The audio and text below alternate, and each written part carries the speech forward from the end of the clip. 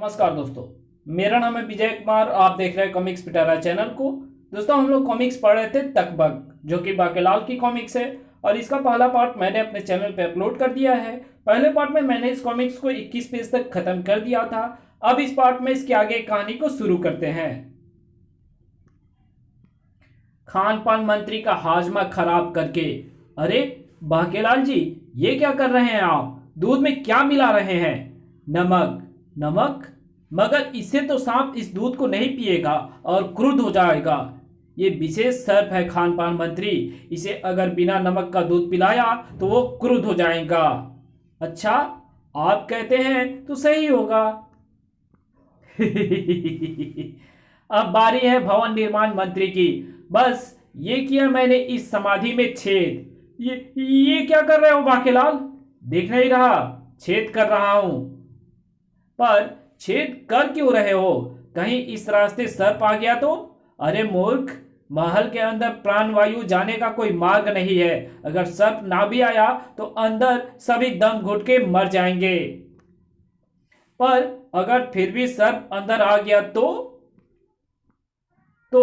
वहां जाली लगा दो, जिससे सर्प भी अंदर ना आ पाएगा और प्राणवायु भी आती रहेगी। जैसा तुम कहो बाकेलाल। अब जरा चल के देखूं प्रबंध मंत्री ने सर्प के स्वागत के लिए क्या क्या प्रबंध किया है। जैसे ही सर्प आता दिखे, सब एक साथ शुरू हो जाना। समझ गए? हाँ जी, समझ गए। ये लोग कौन है प्रबंध मंत्री? ये सभी अपने अपने क्षेत्र के छटे हुए सपेरे हैं। बड़ी मुश्किल से इनको विशेष दूतगामी रथ भेजकर बुलवाया है। लाखों मुद्राएं खर्च हुई है, पर सवाल महाराज की जान का था, इसलिए मैंने परवाह नहीं की। परंतु प्रबंध मंत्री, इनकी शक्लें तो बच्चू ढोल वाले से मिलती है, जो आपके ताऊ की बेटी के विवाह समारोह में ढोल बजाने आए थे। ऐसी बात तो नहीं है? आपको कोई गलतफहमी हुई है। जरा इनको बीन बजाने को तो कहना।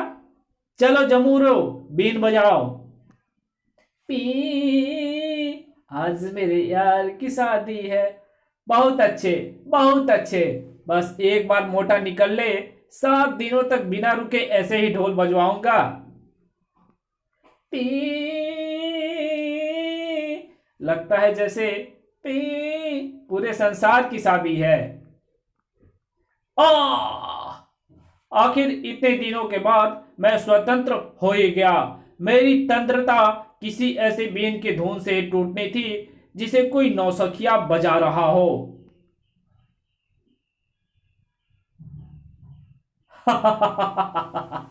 अब पूरा करूंगा मैं अपना अधूरा काम। मुझे आज भी वो दिन याद है जब मैं अपनी पूंछ के बल सीधा खड़ा भोले शंकर की साधना कर रहा था। हो, मैं भोले भोले चिल्लाऊंगा, केंचुली फाड़ के।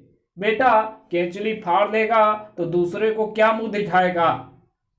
प्रभु, आखिर आप आ ही। दोबारा कोई नहीं है। फिर से खड़ा कर दिया तपस्या का बेड़ा गर्क। कौन है ये जो बार बार उंगली कर रहा है? छोड़ूंगा नहीं उसे। बेटा तकबक, ये काम खुद हम कर रहे हैं, क्योंकि हमें पता है कि तेरे इरादे नेक नहीं है। आखिर एक दिन मेरी तपस्या से भोले शंकर पिघल ही गए। आंखें खोलो वत्स। आप ही हो ना भगवान? कहीं फिर कोई मेरे साथ मस्ती तो नहीं कर रहा? नहीं वत्स, जो मस्ती होनी थी वो तो हो चुकी। अब तुम वर मांगो। भगवान, आप तो अंतर्यामी हो, आप तो सब जानते हो। हाँ, हमें पता है। तुम्हें हमारे कंठ का बीज यानी हालाहाल का अंश चाहिए, ताकि तुम नागलोक के सबसे शक्तिशाली नाग बन जाओ। जब इतना सब कुछ जानते ही हो तो खाली पीली समय क्यों खोटी कर रहे हो भगवान? ये लो हमारे हालाहाल का अंश। शुक्रिया भगवान। अच्छा बेटा, अब मैं चलता हूं। अरे रुको, रुको तो भगवान, कुछ चाय नाश्ता तो करके जाओ। चलो, चाय नाश्ता ना सही, एक कहानी सुनते जाओ। एक था असुर बावला, कर रहा था कठोर तपस्या आपकी। न शीत की चिंता थी उसे और न ताप की। हुए प्रसन्न आप, दिया वरदान। खेती थी आपके बाप की, जिसके सर पर हाथ रखोगे देह हो जाएगी राख की। अबे तूने तो भस्मासुर की कहानी सुनानी शुरू कर दी। बिल्कुल सही समझे प्रभु, ये कहानी सुनाने का तात्पर्य। आप तो अंतर्यामी हो प्रभु, सब जानते हो। आफू, तकबक के बच्चे, तेरी नियत पहले से ही पता थी हमें, तभी तो हर बार आवाज देकर तेरी तपस्या भंग कर रहे थे। अच्छा, तो मेरी तपस्या का सत्यानाश आप ही पीट रहे थे? तो तू क्या समझता है बेटा, मेरे दोनों कानों के बीच कुछ नहीं है? गर्र। पहले तो मैं आपको इसलिए मारना चाहता था ताकि हलाल का बाकी भाग भी हासिल कर सकूं। वरदान मिला होने के कारण हलाल मुझे नुकसान नहीं पहुंचा सकता, मगर अब तो तपस्या भंग करने वाली खुन्नस भी शामिल हो गई। तेरे प्राणों के साथ तेरी खुन्नस भी खत्म करता हूं। ये कैसे हो सकता है? हलालधारी को कोई चीज नहीं मार सकती। तू मर नहीं रहा बेटा, मूर्छा में जा रहा है, और अब तू तभी जागेगा जब कोई ऐसी बीन की धुन सुन लेगा जिसे कोई नौसिखिया बजा रहा हो। और चूंकि तूने हम पर प्रहार किया है, इसलिए हम तुझे यह श्राप देते हैं कि, और बस इससे आगे कुछ सुनने से पहले मैं मूर्छित हो गया, और आखिर आज मेरी मूर्छा टूट ही गई। अब समय है अपने अधूरे काम को पूरा करने का। लेकिन ये क्या, मैं कैलाश पर्वत की तरफ नहीं जा पा रहा हूं, कोई शक्ति मुझे इस दिशा में खींच रही है।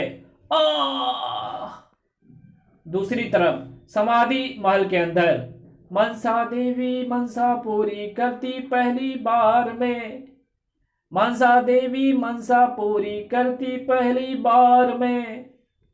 उफ, एक तो ये गर्मी, ऊपर से ये तंग वस्त्र और ये धुआं। महाराज, ये सर्प मारक बूटी का धुआं है। जब तक ये महल में रहेगा सर्प भीतर प्रवेश नहीं कर पाएगा, और अगर उसने भीतर प्रवेश किया तो वो सर्प जीवित नहीं बचेगा। सर्प का तो पता नहीं, पर अगर हम ज्यादा देर तक इस दमघोटी माहौल में रहें तो हम नहीं बचेंगे। फिर शुरू हो गए तुम। क्या मैं खड़ी नहीं हूं इस धुएं में? बाकी नहीं खड़े? हाँ, हम तो बस इतना कह रहे थे। अब चुपचाप खड़े रहो, कोई बकवास नहीं, समझ गए? बड़ी देर लगा दी बाकेलाल, हम तो पक गए इस जगह पे। बस थोड़ा सुरक्षा का निरीक्षण करने में विलंब हो गया महाराज। ये लीजिए शरबते आजम, और ये विशेष भस्म जो आपको गर्मी और खुजली दोनों को शांत करेगी। तुम हमारा कितना ख्याल रखते हो बाके। बस एक बार ये मामला निपट जाए, मेरी चिंता दूर हो जाएगी महाराज, और रास्ते का सबसे बड़ा कांटा भी। बाकेलाल, तुमने सारे प्रबंध अच्छी तरह देख लिया है ना? जी हाँ महारानी जी, मैंने सारी सुरक्षा व्यवस्था देख ली है, और उसमें सुराख भी कर दिए हैं। ओह, तो ये है वो स्थान जहां मुझे वो अदृश्य शक्ति खींच लाई। यही मिलेगा मुझे मेरा शिकार, जिसका अंत मुझे करना है। उसके बाद मैं आजाद हो जाऊंगा अपना प्रतिशोध लेने को। अरे ओ अकाल की पैदाइश, मुंह उठाकर कहां बढ़ा जा रहेला है तू? कौन है तू? मैं तकबक हूं, मुझे महाराज से मिलना है। तू तकबक हो या हकबक, यहां से आगे नहीं जा सकेला है। पर बात क्या है, और ये सारी तैयारी किस लिए? हमारे पंगेबाज महाराज ने किसी ऋषि से पंगा ले लिया है, और उनके श्राप के अनुसार कोई सर्प उनको डसने वाले ला है। ये सारी तैयारी उस सर्प को ही रिझाने के लिए है, ताकि वो सर्प ये आवभगत देखकर बावला हो जाए और वो शराफत से वापस लौट जाए। समझेला? अच्छा, तो ये सारी तैयारी मुझे रिझाने के लिए है। चल बे, रास्ता नाप। मेरे को क्या बावला समझेला है? मैं इंसान और सांपों में फर्क समझेला है।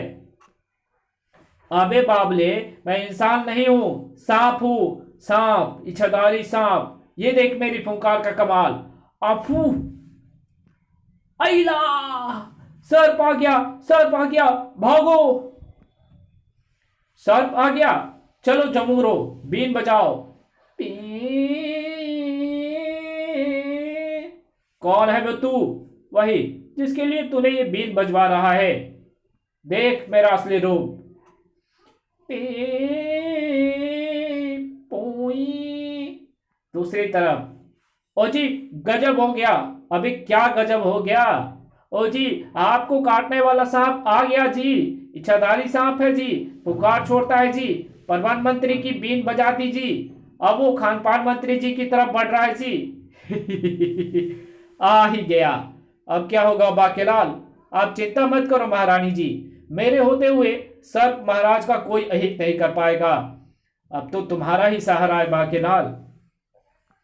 खान पान मंत्री, ये देखो रसगुल्ला, ये देखो पेड़ा, ये देखो गुलाब जामुन, और ये देखो खीर, ये देखो रबड़ी, ये देखो रसमलाई, ये देखो मलाई वाला दूध।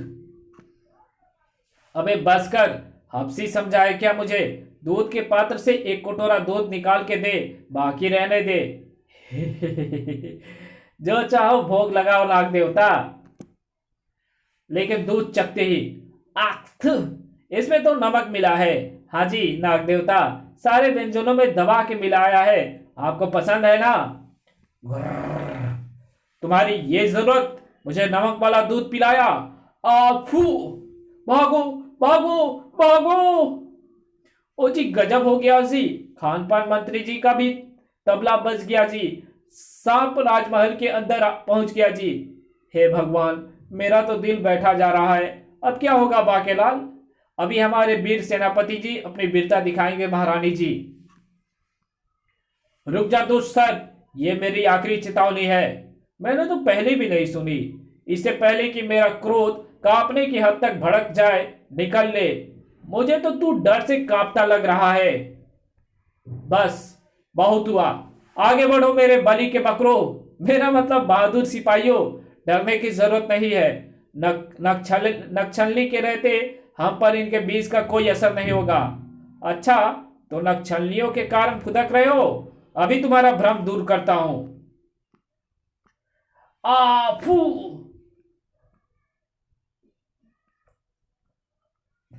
ओ जी महाराज जी, गजब हो गया जी। सेनापति जी की इज्जत का फालूदा हो गया जी।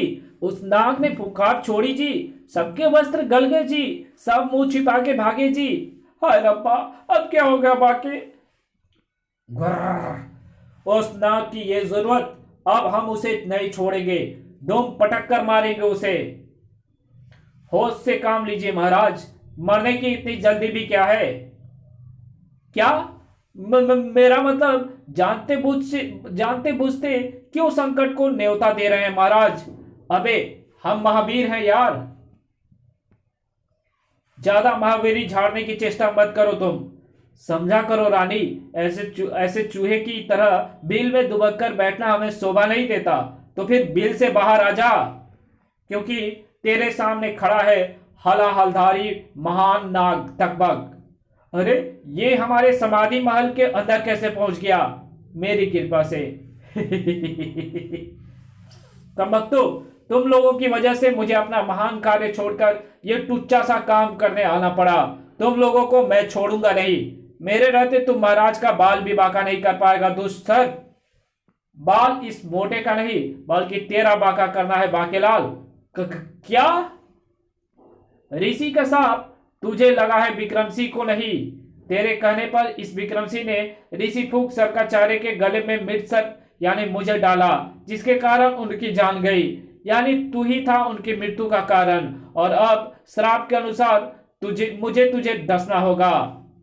नहीं दुष्सर, हमारे रहते तू हमारे प्यारे बांकू का कुछ नहीं बिगाड़ पाएगा।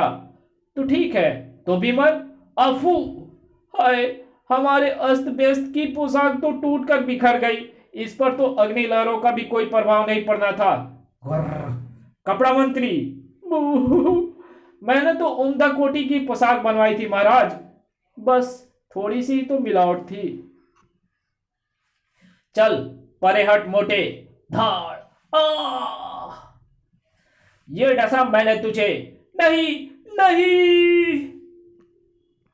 परंतु ओह, ये क्या? मेरे दांत इसकी गर्दन से निकल नहीं पा रहे हैं, और मेरा भी लगातार इस मरियल के अंदर जा रहा है। और मैं इसको रोक भी नहीं पा रहा हूं। इस तरह तो मेरा सारा विष इसके अंदर चला जाएगा। चला जाएगा, चला गया।